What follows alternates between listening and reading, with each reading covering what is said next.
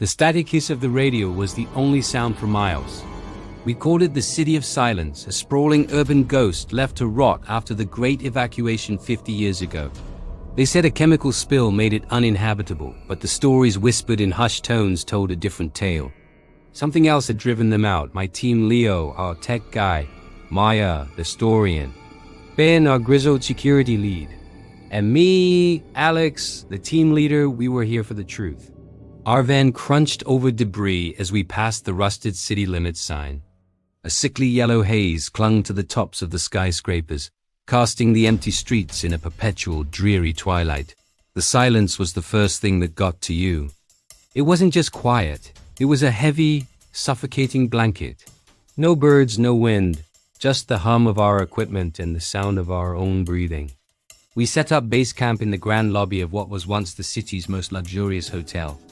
Dust motes danced in the beams of our flashlights, illuminating faded velvet chairs and a grand piano coated in a thick gray shroud. Leo got the comms and sensors running while Maya pored over old city blueprints, her brow furrowed in concentration. According to the records, the evacuation was staggered, she said, her voice echoing in the vast space. The downtown core, right where we are, was the first to go. Panic. Chaos. The reports are heavily redacted, but they all mention a sonic anomaly. Sonic anomaly? Ben grunted, polishing his rifle. Sounds like military jargon for, we don't know what the hell it was. That first night, the anomaly found us. It started as a low hum, a vibration felt more in your bones than heard with your ears. It grew steadily, a dissonant chord that seemed to come from everywhere and nowhere at once. Our gear went haywire. Screens flickered, and the radios blasted static. Then just as it reached a fever pitch that made my teeth ache, it stopped. The silence that followed was somehow worse. What was that? Leo stammered, frantically rebooting his system. Energy readings went off the charts. It wasn't natural. The next day we pushed deeper into the city, towards the old industrial sector where the spill supposedly happened. The streets were a graveyard of abandoned vehicles. We found a school bus, its doors wide open. Inside, backpacks and lunchboxes were strewn across the seats, as if the children had vanished mid-commute. It was chilling. Maya pointed to the buildings around us. Look, she whispered. Every window on the street was shattered. Not broken from decay, but blown outwards, as if from a powerful internal force.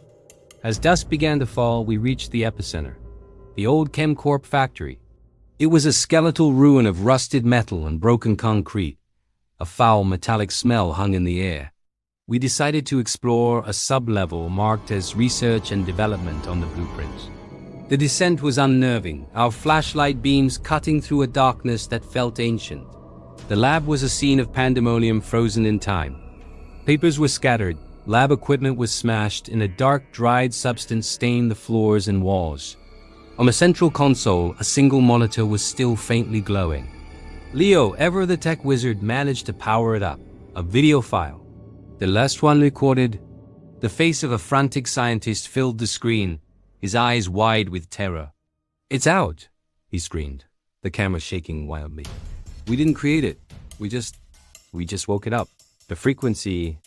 It's a key. It opens a door we never should have knocked on. It doesn't see us. It hears us. Every sound we make. It echoes.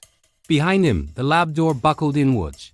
The video cut to static. A cold dread washed over me. It echoes, I repeated. Leo, that sound last night. Run a comparative analysis.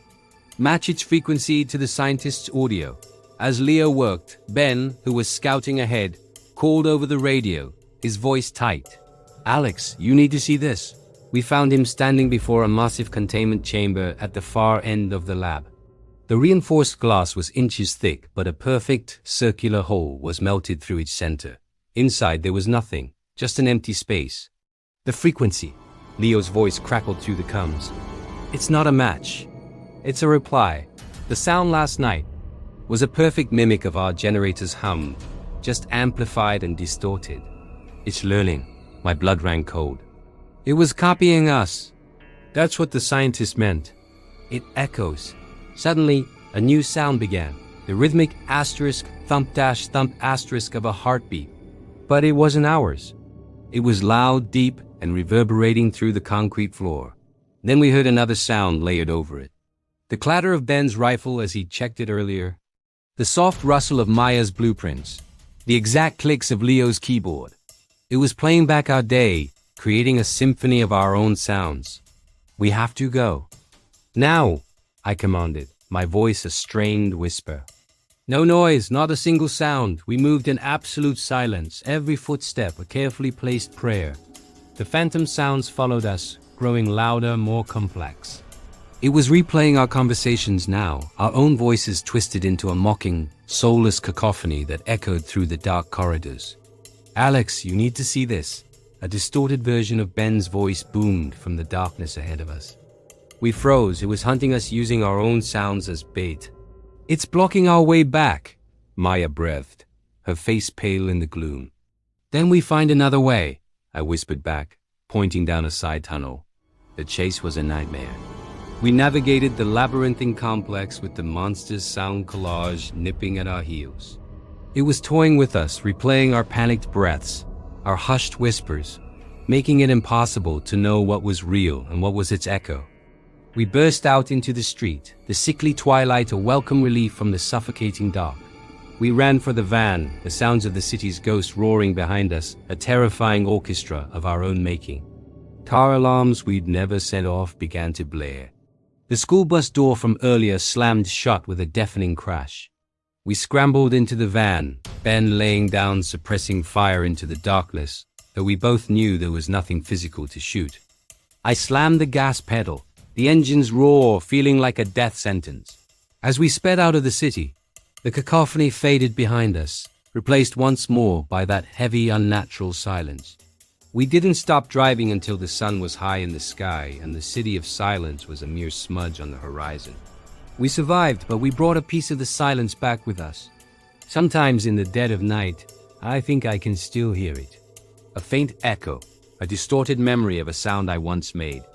We didn't find a chemical spill. We found what the silence was hiding. We learned that some places are left abandoned for a reason, and that the worst monsters are the ones that learn to sound just like you. Thanks for watching. If you have your own stories of abandoned places, share them in the comments. And if you want more explorations into the unknown, make sure to subscribe. Stay safe out there.